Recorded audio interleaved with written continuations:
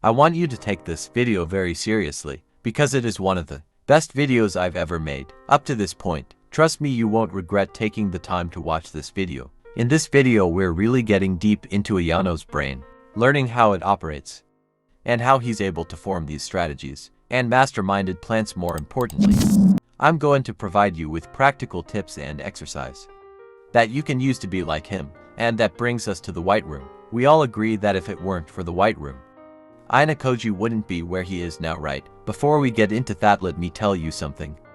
I know you're not the least bit serious about this video, because up to this point you've watched tens if not hundreds of these types of videos, with guys giving you silly advice that, although may sound fancy, you can't really use or don't know how to use, or maybe there's a little voice inside you saying, there is no way you can reach a fictional character level. It's just a fantasy. Sure, I can be smart, but reaching his level is impossible. If so, you're limiting yourself from reaching your full potential. We should always believe that anything is possible with the right mindset and effort. If you're not willing to put in the effort, then this video is not for you. We aren't just wannabes. When we commit to something, we see it through no matter what. So here's the training method you need to be at the top 1%. To start off, you really have to have the right knowledge. You need the right knowledge to move forward, right? Like, I should work hard. But what's the thing you should work hard on? What is that thing that brings the greatest fruit? Reading, practicing chess, martial art. There's a super simple way to find this, you know. Brian Tracy says in one of his books, if you do what other successful people do over and over again, nothing in the world can stop you from eventually getting the same results that they do.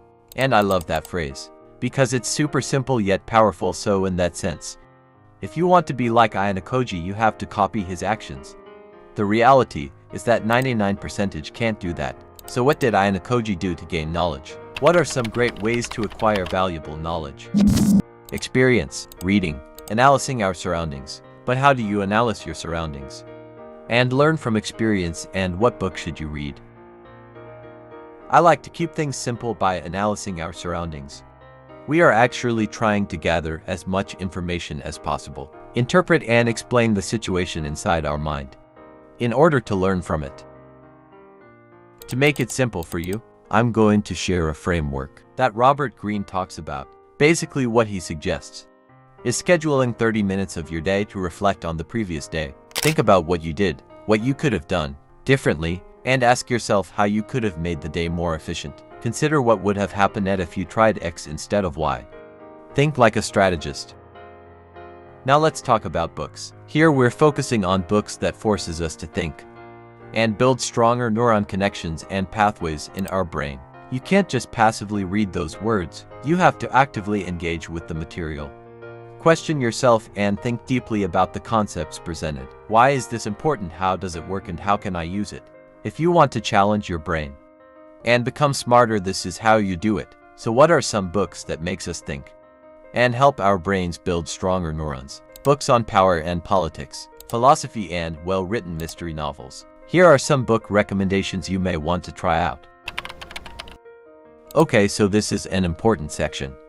You have to understand that action shapes your reality no matter how much educational content you consume. The only thing that can truly change you is your action. So what's the most efficient way to take action?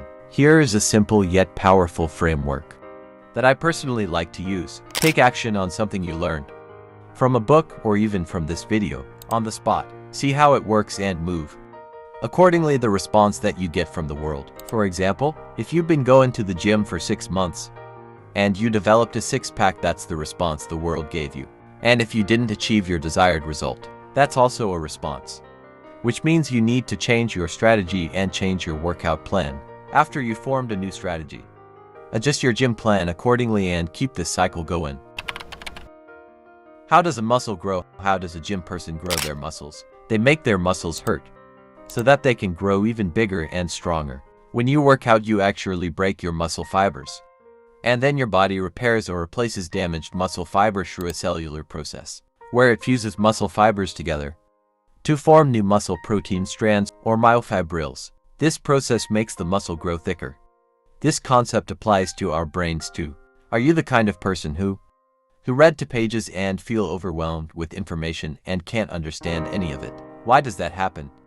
Why are some people more physically attractive than us? How are able to read 1,000 words per minute? How are they more intelligent than us? Is it naturally given to them? Of course not.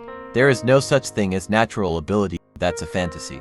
That person had to pay a hard price to be able to read 1,000 words per minute. They practiced their ass off and fried their brain in the process. And it all comes down to one's mindset.